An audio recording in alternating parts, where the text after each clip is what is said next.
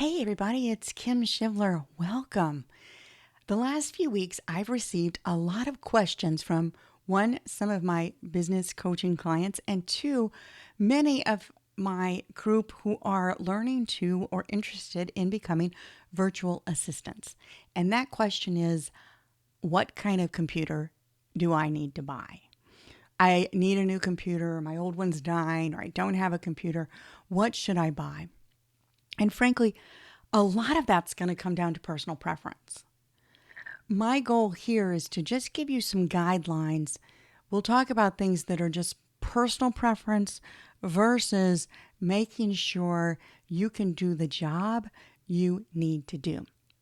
Now, I'm talking specifically about business computers, and I'm not talking about anything super high end. This doesn't have to be a super processor. But this is, if you're a business owner working with your blog posts, a virtual assistant helping your clients, doing email marketing, needing Word and PowerPoint, maybe even some of the Adobe products like Photoshop, it's going to get the job done. We're not looking at super high gaming computers because, frankly, I'm not a gamer. So know your market. Now, first, one of the questions I get from people is, could I buy a Chromebook?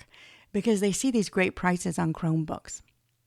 And the answer for business is pretty much no.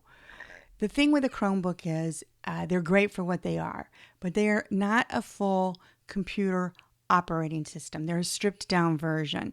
So unless there's an app similar to like what you have as a phone app or a browser app, you can't run it. So if you're trying to run, again, I've mentioned the Adobe products like Photoshop, or I think even some of the Microsoft products, you're not going to be able to run those on that machine.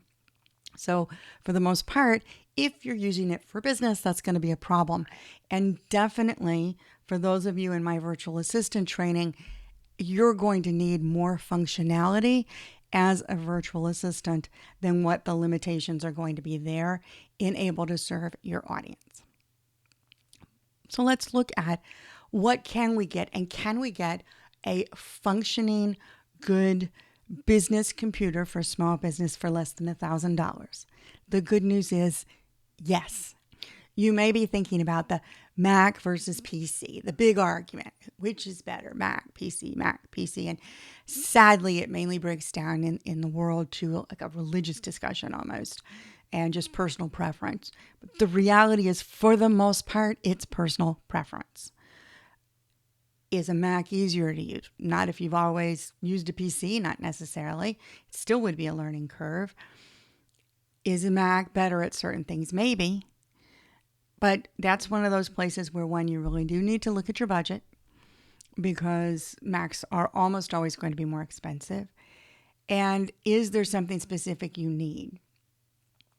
Other than that, it tends to come down to, and I'm trying to think, I can't think of something very specific that has to be Mac right now. And so don't hold me to it. I do use a Mac now. I spent my own background. I spent all of my early career with PCs was, once we were after college and big VAX systems and things like that, was on the PC. And all of my years in information technology was supporting people on a PC. Later on, just maybe the last 7 years, I have gone to the Mac. And I don't think that there's one thing I can do better. For me, with the video and the audio editing I do like my Macs. But even with that, though, we're talking laptops today. I'm actually coming to you on an iMac. And for my bigger audio and video processing, I prefer the iMac to my laptop, which is sitting over there on the side. It's great for traveling. But if we're going just for a laptop, because that's what most people need, and most people I talk to, that's what they have, even business owners, either one that works for you. Again, trying to keep it under $1,000, we're probably going to go Windows. Now, looking around for people, as people started asking me this, I have been seeing some really good deals in the, I'd say, $500 to $800 range on HP, Hewlett Packard's, and Dell computers with good functionality And those are quality companies. They're really good reviews in that price range. So you need to just make sure, what are your requirements? So first, I'm going to tell all of you, I think there's a couple of these that all of you should have as requirement. The first is that if you're running this for business, you're going to want it to run Windows 10 if it's a PC. And I know people talk about, well, I liked 8 better or this or that, XP better, going back to the days when I was in Windows. But the point is, you need it to have the full Windows 10 stack. There are some that run something called Microsoft S, which is a kind of like with Chrome. It's a specialized, it's not full-fledged. You're not going to have full access to all the apps that you need, all of the programs that you need on your desktop. So we want to make sure it's running Windows 10. I also say, go for the biggest hard drive you can get. In a laptop, for the most part, particularly on an SSD drive, which is going to be your fastest drive, which is where you want your applications to run, meaning if you're running Microsoft Word, PowerPoint, Photoshop, that type of thing, not browser-based software as a service like MailChimp, but actually things that run on your computer that you install, you want those on your SSD drive. So you want at least the 256 plus. You'll see a lot of them with 128, really good prices. Personally, that concerns me for a business. I think if you're just running things at home, but if you're trying to run even a small VA business and you add these Microsoft platforms and all, I think it's going to start causing a problem.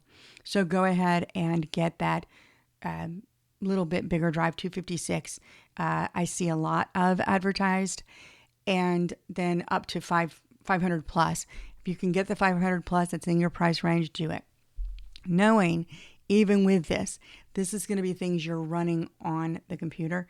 If you're keeping a lot of videos or audio or images even, you're going to need either another external drive or a cloud drive where you're backing up to the cloud, because you can get over 500 gigs really, really fast. Online, I run 3 terabytes. So that's 500 times 2 is 1 terabyte. So think of that. That's 6 of a 500 gig drive. Now, I do a lot of heavy video and audio. You don't need that. And you don't have to keep it all on your computer. I'm lazy, right? I keep it all here on my big computer. You can actually do the editing on your laptop and then put it either off on a external drive. And we're going to want one anyway. We're going to at least want one external drive for our backups. Even if I'm backing up to the cloud, I still like to have an external drive for backups. Now, one of the things you have to ask yourself is, do you want Ethernet, or are you good with wireless? The truth is, most homes aren't even wired for Ethernet anymore. Some of us who are geeks have our houses wired for that. But most computers, particularly laptops, don't have that connection out of the box. So if you really need that connection, you may have to look for something special. Make sure you look for it. I don't think any of the ones I'm talking about have that. Why would I want Ethernet? Being able to actually plug in to my internet instead of going Wi-Fi coming through the air, it does make it faster. It's more reliable. But again, if your house isn't even wired for it, it doesn't help you at all. So that's one to know, do you need it? Do you not? In the blog post, I'll put a picture of an Ethernet cable. I should have had one here with me, but I don't. It kind of looks like an old phone line. If you guys remember the landlines. Does anybody here have a landline anymore? If you do, let me know.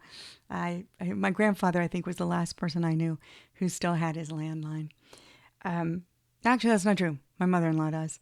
But it's like that, but the connector is just a little bit different, a little bit bigger. If you need that, you're going to have to search for that. But if you need regular Wi-Fi and you need a good computer, all of the ones I'm looking at that I've got links to here, as far as the RAM memory, that's the speed that you're getting, the hard drive, etc., those are going to be good. Just be very careful if you're not looking at one of these, and you don't have to look at a Dell or an XP or an HP. I've had good luck with those over the years, and but there's others out there. Use the same criteria I'm giving you here for wherever you're looking, and on any of them, read the reviews. Search them out and read the reviews. See what people say about them, what they like, what they don't like, and be careful, right? If I look at a computer and the reviews are 5 stars, but there's only one review, take that differently than if I see one with 4 stars and it's got 426 reviews. So those are my tips for finding and buying your new computer. And if you have specific questions, like, okay, I'm looking at all this and I think this is good for me, and these are my specifications, but I'm not sure, reach out. I'm here to answer your questions. You just send those, please, to questions@kimshivler.com, and I will get back to you with my ideas. And again, these are just my ideas. These were things I had luck with over time, knowing that I'm not going to have the exact computer right now to help you with. I think that's it for some highlights of picking your computer. I'm Kim Shivler. Please check back in. For those of you looking forward to or wanting to become a virtual assistant, please visit virtualassistantopportunity.com. For those of you interested in business tools, just your basic business tools, please visit businesstoolsforcoachesandconsultants.com. And for all my general information, find me at kimshivler.com. I look forward to seeing you next time. Bye.